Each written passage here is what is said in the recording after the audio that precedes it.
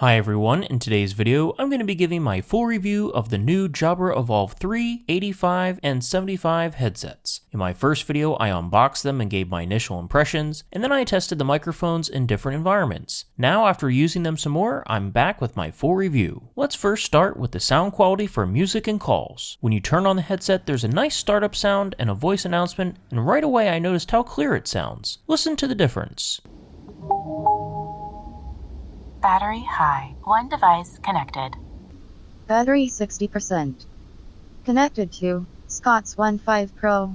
Both models use 32mm drivers, and that makes sense on the 75 since it's smaller and on-ear, but for the 85, which is over-the-ear, I'm surprised they didn't go with 40mm drivers, which is more common. Despite the same size drivers, I found the 85 sounds a bit more immersive and has slightly deeper bass. For music, the sound quality is pretty flat out of the box. After using the EQ to bump up the bass, I found the sound quality much better. Other headphones from Sony, Bose, or Apple may have an advantage for music, as the Evolve3 is tuned more for voice quality. But the Evolve3 can still do a good enough job for music unless you're an audiophile. There's also a spatial audio setting in the Jabra Plus app, which can be applied to media or calls. All it really does is add a bit of reverb. It's fine, but I wish there was a way to control how much of the effect is applied. For calls, I got the best results using the included Link 390 USB adapter. Voices were full and very clear. Over Bluetooth, I noticed more compression and some voices sound a little shrill or harsh, even with the volume lowered. Computer system, so everything is integrated into one system. I improved this by setting the call audio EQ to enhanced bass, which cuts a little bit of the high end, and also enabling the spatial audio feature. Computer system, so everything is integrated into one system.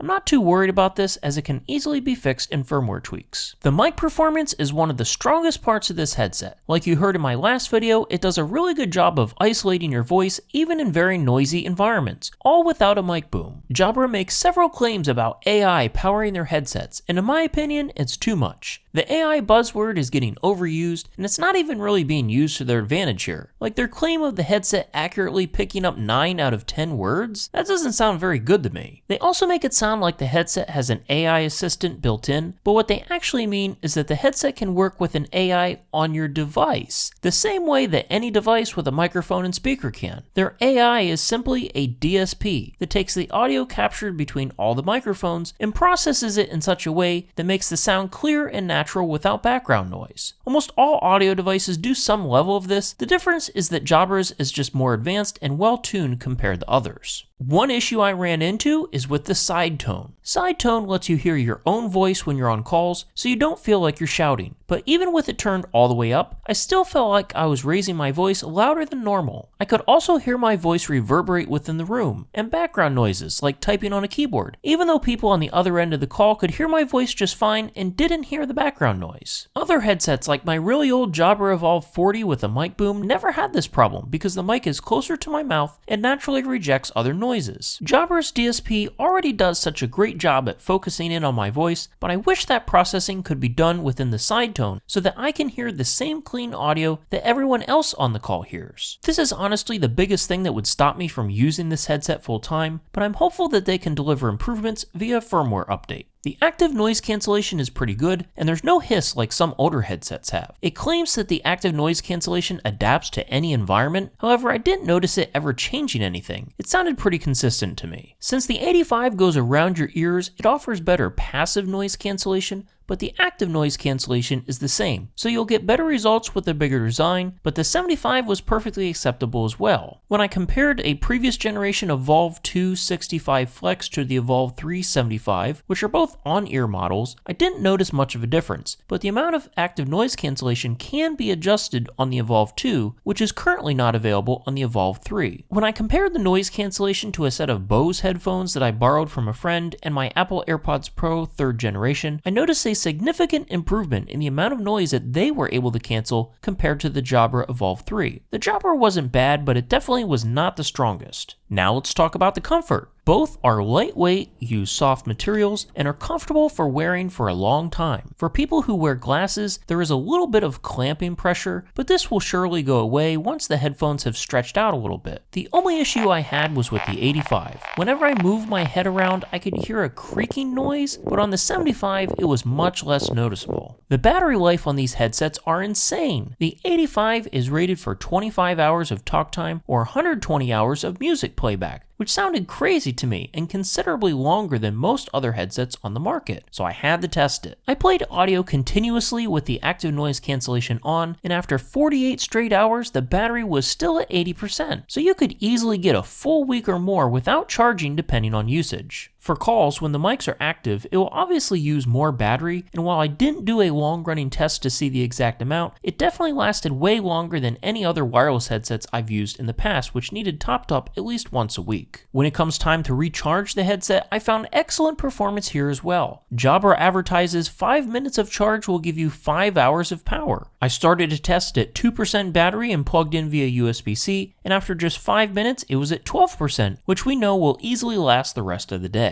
I also tested the wireless charging pad, and you'll see the results are not as quick as directly plugging them in, but still very fast considering how long the battery lasts. As far as connectivity, both headsets use the latest version of Bluetooth and support a variety of codecs. I had no issues pairing multiple devices and using 2 of them simultaneously, like switching between music playback on my phone and seamlessly answering a Zoom phone call from my computer, with the music playback automatically resuming once the call was over. There's also a sensor that knows if you're wearing the headset. For example, if you take the headset off, it will automatically pause the playback of music or mute the mics if you're on a call. The range, especially when using the Link 390 USB adapter, is really good. I was able to get very far away and had no issues with interference or audio dropping out. I like the redesigned cases. With the Evolve 2, the pocket to hold the USB receiver was difficult to use, but the change that they made in the Evolve 3, it's much easier to insert and take out without any worry of losing it. The only thing I wish they added was a small mesh pocket to hold the USB-C charging cable and maybe the 3.5mm cable for the 85 model. Speaking of 3.5mm, this is only available on the 85 model. The 75 model does not have a 3.5mm port, and you can't use a USB-C adapter like you can with the AirPods Max. On the 85, I ran into many issues with the 3.5mm mode. The basics worked fine. I could play music from a wired device like the entertainment system on an airplane, but there are several limitations to be aware of. First, the 3.5mm connection is not passive, meaning the headset needs to be powered on and using battery, whereas traditional headphones can be used without any power since the source device is providing the amplification. Additionally, the headset freaks out a little when switching to 3.5mm mode. When you connect the cable, it says, Device disconnected.